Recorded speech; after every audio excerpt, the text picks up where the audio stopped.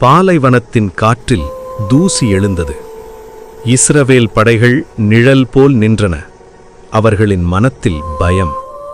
எதிரே நின்றவன் கோலியாத். ஒரே மனிதன், ஆனால் ஒரு மலை போல. அவன் வாளும் கேடயமும் கத்தியும் பேசின. யாருக்கு துணிவெழுந்தாலும் வரட்டும்.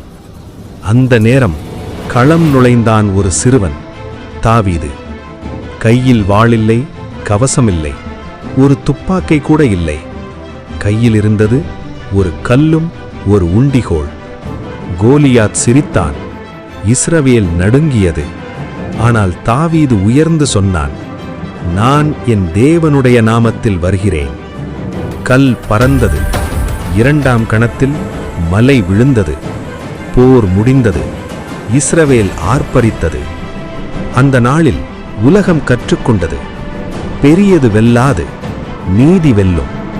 வாழ் ஜெயிக்காது, நம்பிக்கை ஜெயிக்கும். மரணத்தைப் போல தோன்றினாலும் ஒரு கல் உலகத்தை மாற்றும்.